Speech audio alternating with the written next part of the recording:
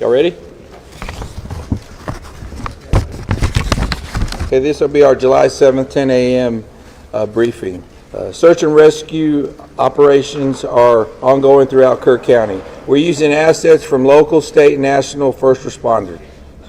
Hundreds of trained first responders are working every aspect of this emergency. As of 8:30 this morning, we recovered 75 deceased bodies here in Kerr County, including 48 adults and 27 children. Of this 48 adults and 27 children, 15 adults and 9 children are pending identification. At present, there are 10 campers from Camp Mystic unaccounted for and 1 counselor. We continue to offer our condolences to those affected. Reuniting the families remain our top priority here on this operation. Please note that Highway 39 of an Old Ingram Loop remains closed to the public. Other than those who live in that area would not be allowed out there. I will now turn it over to Senator Cruz. City Manager Dalton Rice. Good morning, Dalton Rice, the City Manager for the City of Kerrville. As everybody knows, we are working in conjunction with the city under a unified command response and again, a lot of devastation. Our hearts go out to the families and the victims. We want to continue to work together as a community. We love the media support on this to be able to communicate that message, communicate family, communicate togetherness, and we really appreciate all the support and helping us be able to do that. Search and rescue, as the sheriff said, search and rescue operations will continue today from Hunt in North Kerr County all the way to Canyon Lake in Comal County. Now, we're only focused on the Kerr County side, but we wanted to talk about that because for a linear from Hunt all the way to Comal County in a straight line distance is over 100 kilometers. This is a massive field that is happening, and again, this is unprecedented flood events. So we are still currently in the primary search phase, which is the rapid one. They are running it, we have different segments that are gridded out. Each one of those segments are taking anywhere between an hour to 3 hours, up to 2 kilometers for each segment. So what that means is they're running into a lot of technical challenges with terrain, with water, even potentially, with weather, in the rising fields. We've talked about this before. Volunteers stay out of the way because if we start getting weather reports and all the other complications that are out there, we then have to pull off of those search and rescue missions to be able to communicate to those volunteers to get off, to make sure that they don't become victims themselves. Those operations involve 19 different local and state agencies, in addition to conducting primary and secondary searches. They will be conducting welfare checks on areas in North Kerr County impacted by power outages. And when we say search and rescue operations, that is boat, walking on the ground, dogs, drones. Again, keep personal drones out of the air. Helicopters. We do have other assets that are continuing the search as well.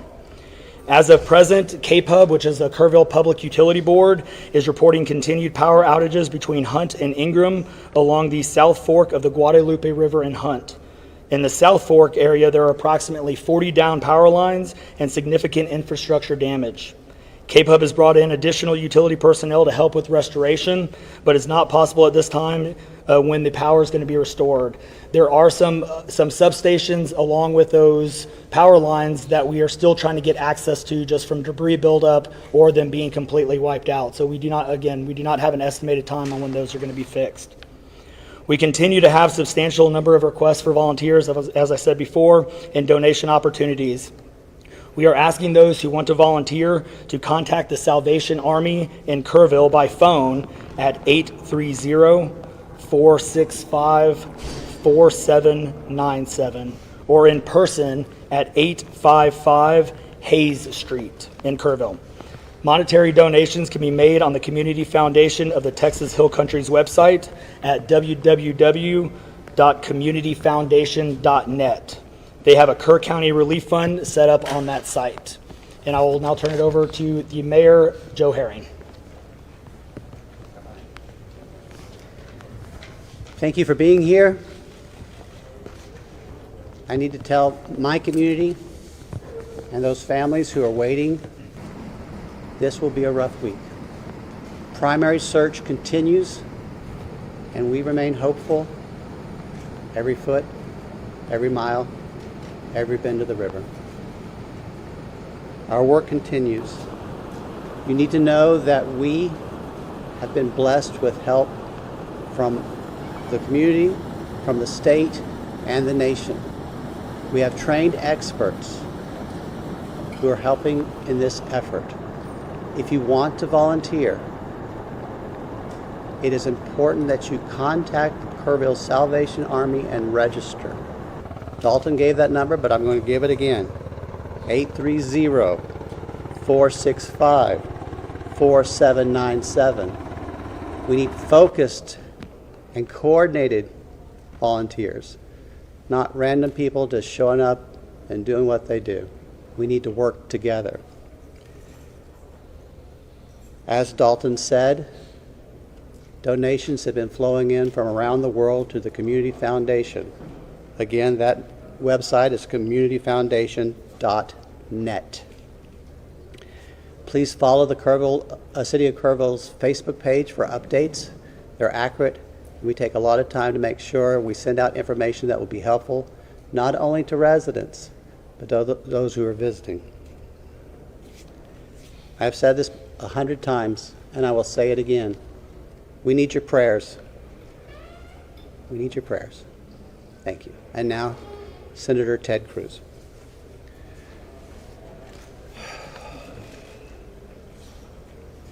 Texas is grieving right now.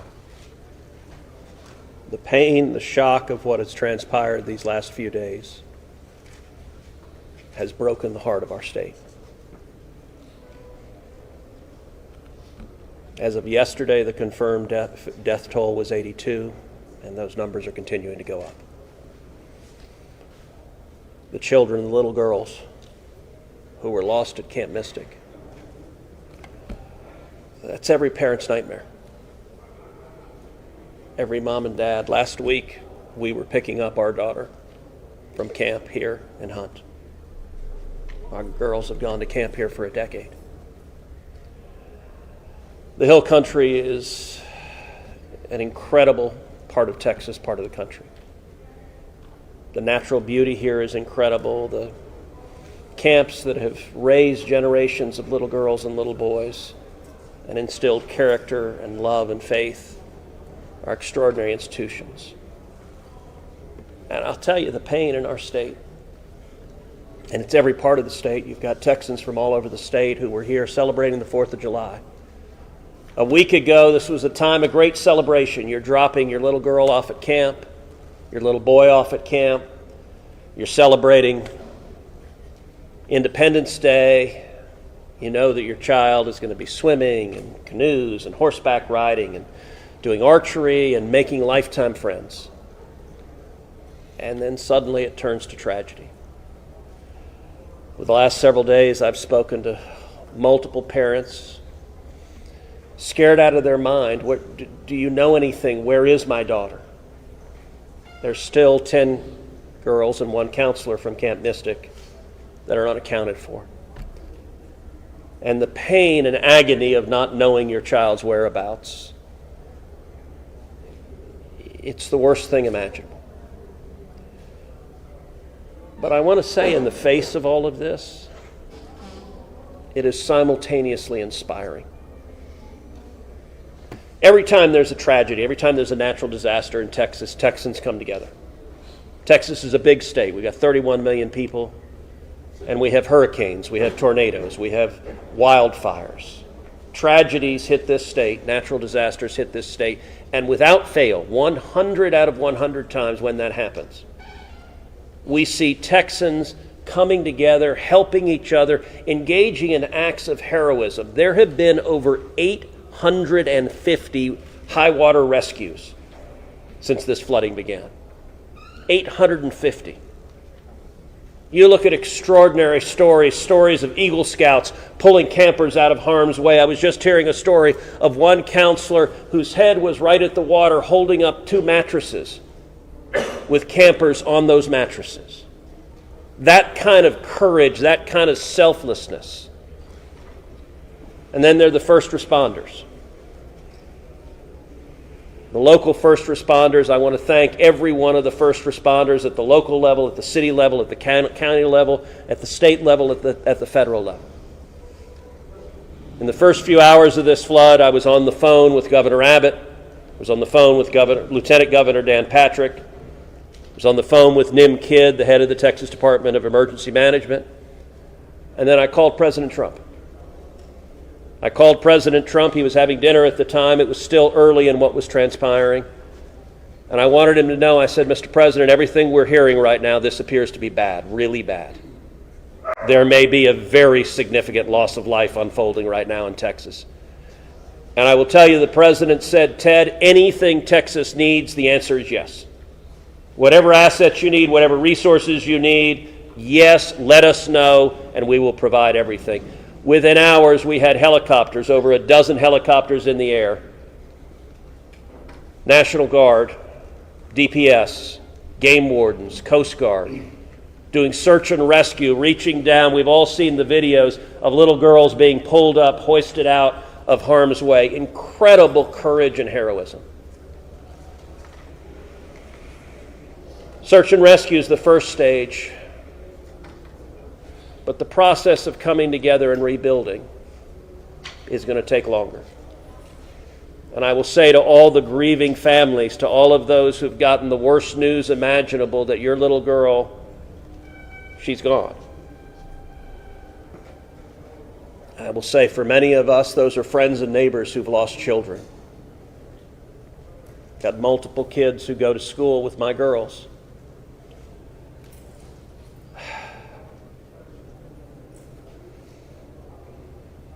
The mayor asked for prayers. And I want to say thank you to the millions of Texans, to the millions of Americans, to the millions of people all over the world right now who are praying for Texas and praying for those parents.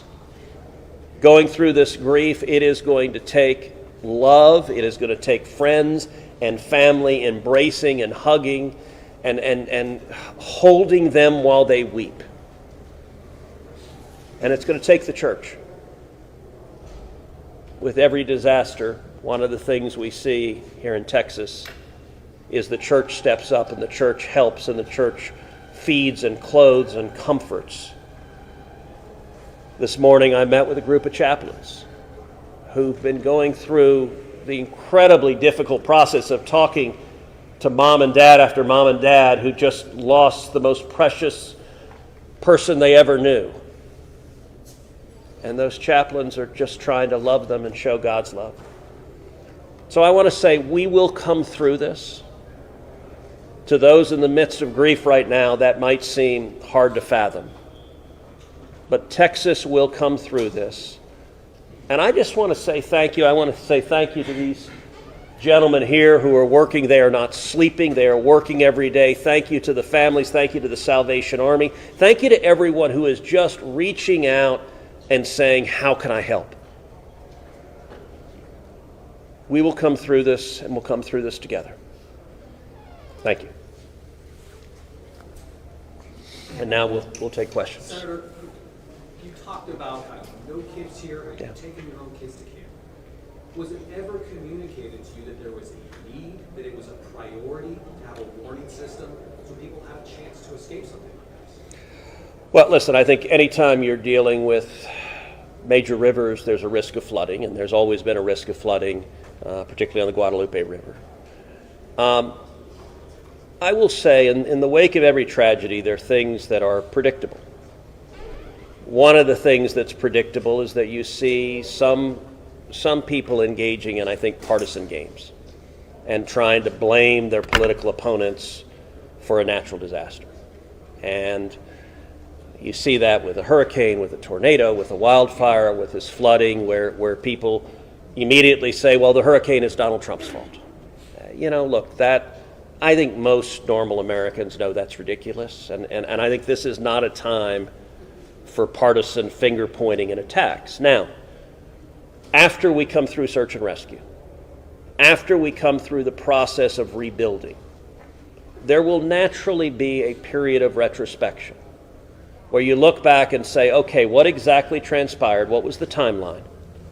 and what could have been done differently to prevent this loss of life. And that's a natural process. I think it should not happen in a bitter and partisan sense, but it should happen in a reasonable sense of saying, what lessons can we learn? And I will give an example. You know, Houston's my hometown. If you live on the Gulf Coast, we get hurricanes. That's part of living on the Gulf Coast as hurricanes hit. And I do think Texas as a whole has learned over time how to deal more effectively with hurricanes. And so you look here, we know the National Weather Service put out an emergency warning just after 1 a.m. and a second emergency warning just after 4 a.m. Now, obviously, most people at 1 a.m. and 4 a.m. are asleep. And so I think we will have a reasonable conversation about, A, are there any ways to have earlier detection? And some of that, the limits of a flash flood, they're very difficult because they can arise so quickly. But everyone would agree in hindsight, if we could go back and do it again, we would evacuate particularly those in the most vulnerable areas, the young children in the cabins closest to the water. We would remove them and get them to higher ground if we could go back and do it again. Obviously, everyone would. The people in RVs by the river's edge. We know in disasters like this, RVs and mobile homes are particularly susceptible, whether a flood or a hurricane or a tornado, they're particularly susceptible to that. And so my hope is, in time, we will learn some lessons to implement to next time, and there will be another flood, there will be another disaster. But next time there's a flood, I hope we have in place processes to remove especially the most vulnerable from harm's way. But I think that's going to be a process that will take a careful examination of what happened and how can we implement processes better in the future to prevent this same loss of life. Senator, there were claims that the National Weather Service sent that first flash flood warning that should have alerted phones at 1:14 in the morning. Well, we have a federal public database maintained by PBS Warn, that says the first emergency alert wirelessly here in this area to Kerr County was not until after 9 a.m. That was more than 4 hours after the severe flooding had come to this area. Did you know that? Have you seen that? And what's your response, knowing the state and cuts to the NWS in recent months by this administration? So I don't know the source for what you're saying. All of the public reporting I've seen is that there were two alerts that went out, one just after 1 a.m., one after 4 a.m. You know, I can tell you, I talked about the partisan finger pointing. I think there have been some eager to point at the National Weather Service and say cuts there led to a lack of warning.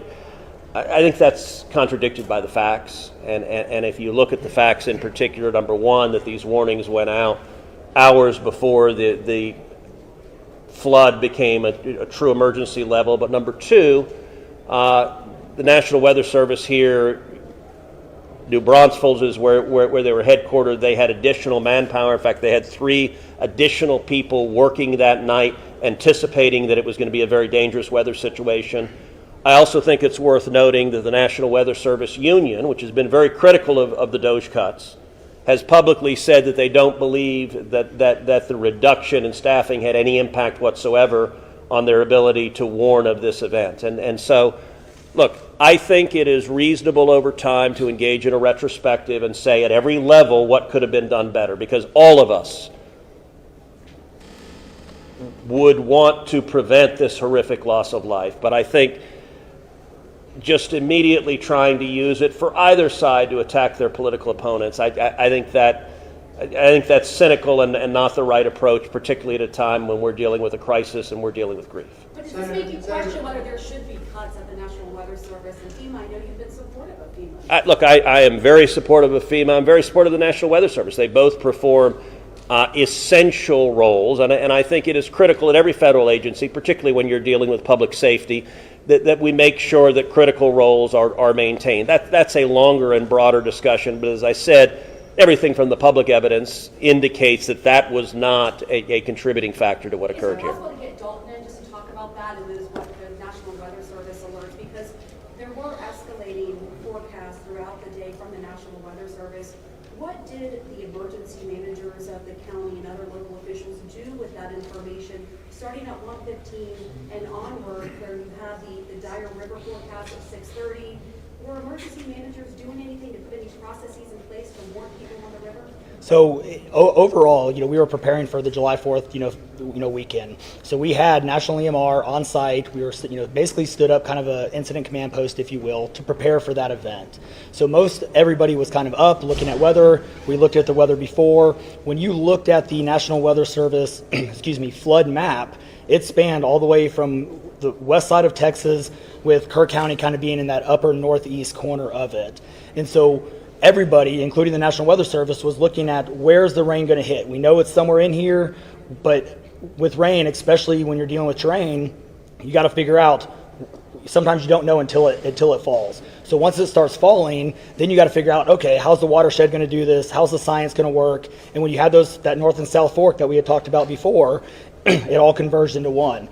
We do know that a lot of the camps were looking at this just as much as as everybody was. With the rainfall percentages, even the National Weather Service had looked at, and don't quote me on the numbers, but it was anywhere between 1 to 7 inches. We got significantly over that. And again, when it goes into very congregated areas and how that watershed shifts into the rivers, that impacts things. And so the camps, obviously, we've heard stories where campers were getting up. They were up at 3:30 in the morning. They were trying to move to higher ground. That's and the other interesting part of the terrain, and we've talked to UGRA folks as well. This is the headwaters of the Guadalupe. This is the beginning. This is where everything forms when it comes into the North and South Fork. And so as those things develop, it develops very rapidly, very quickly, and this rose very quickly in a very short amount of time. And so those campers that were able to do that, it worked. There's been the other question, and I'll just give this one out.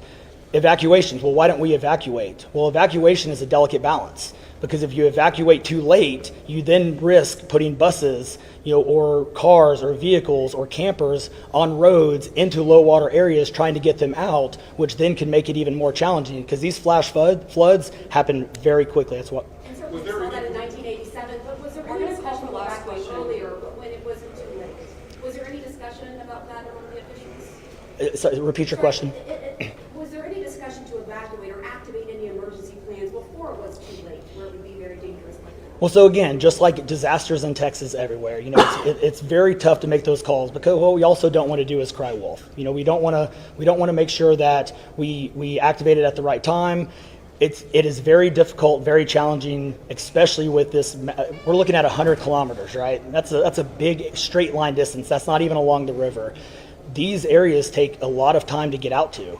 So even when first responders were on the ground at 3:30 in the morning, and we had reports, we had first responders that were getting swept away, actually responding to the first areas of rainfall. That's how quick it happened. First responders who have experience, who are Swiftwater qualified, were driving as soon as the rain started falling, were driving to these areas, and one of them got swept off the road. So what else had been Was there any done around that? communication, One last question, everybody, one last communication question. between 1 and 4 a.m. from local law enforcement to the camp saying, I know you can't get buses in an hour, but was there anyone telling the camp between 1 and 4 a.m., you need to get the girls to higher ground at the very least, even if they have to walk up there in the rain, as many of them actually ended up doing? Was there any communication from local law enforcement to anyone at that camp between 1 and 4 a.m.? That I don't know off the top of my head. What I do know, though, is there's 55,000 people in Kerr County. Kerr County is a massive, massive area. From here to those camps is 45 minutes on a good day.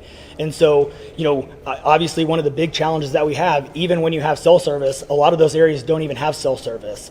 Radio communications towers, radio towers within the hill country becomes very challenging.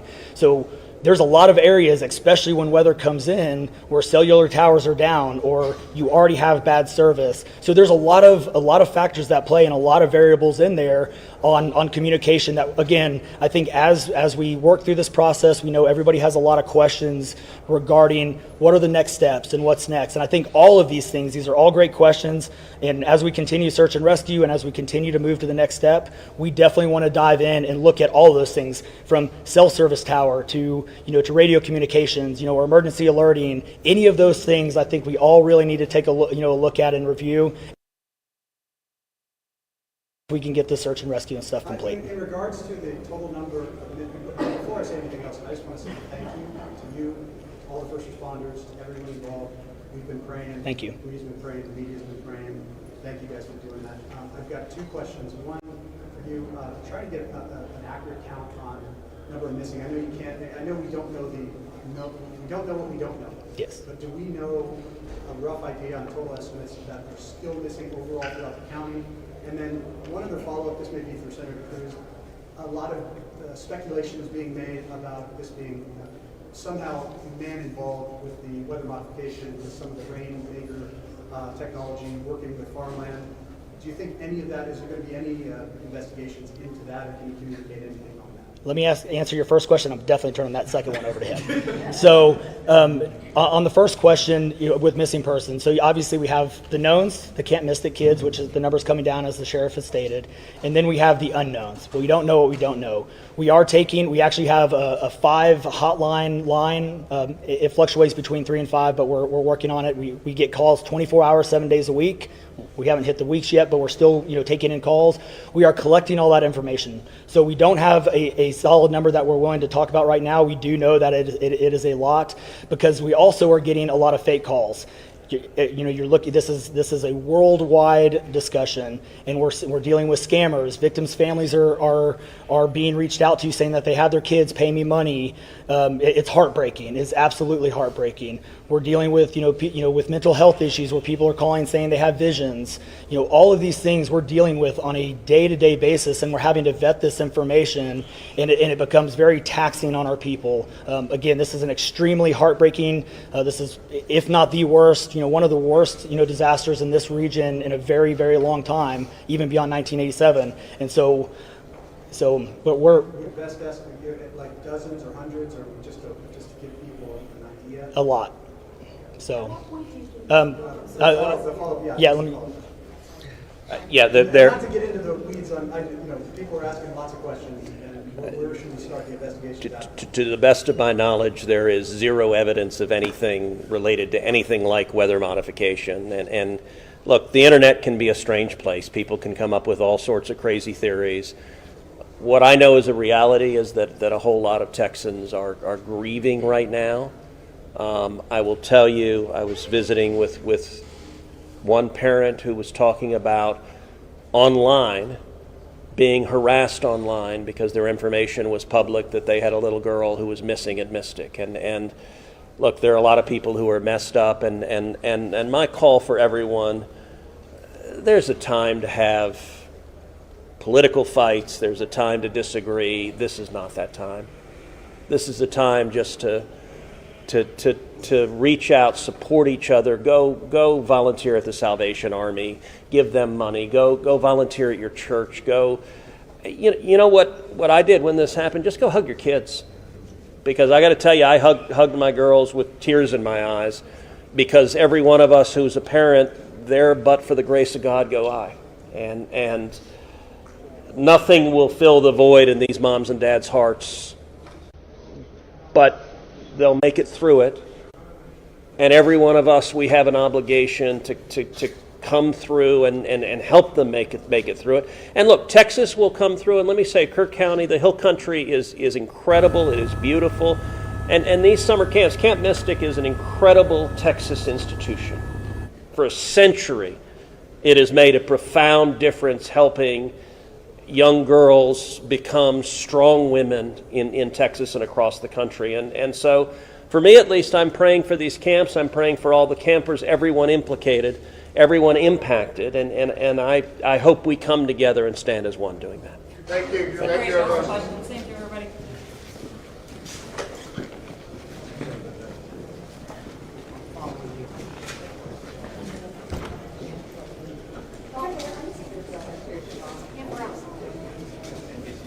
Hey, good morning, folks.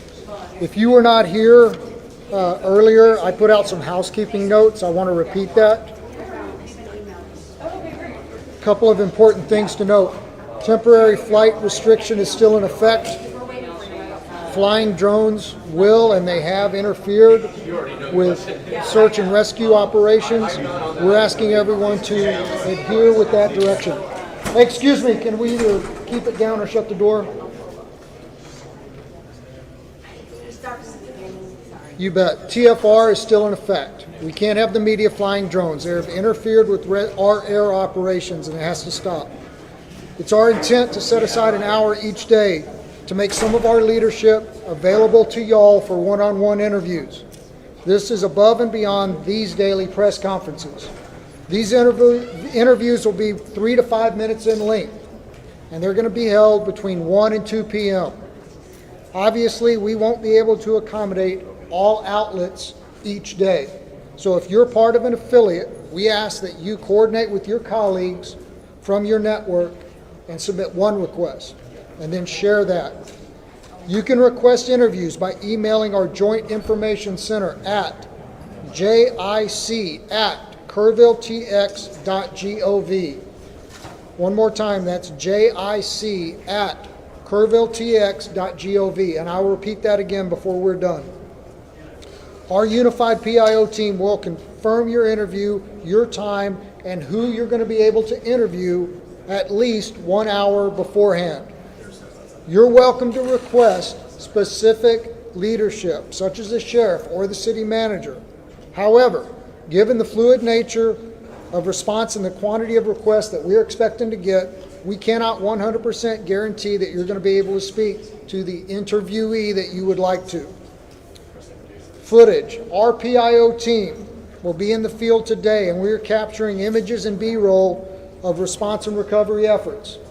As soon as it can be made available, a link will be emailed out from our JIC email address for you to download materials for your own use.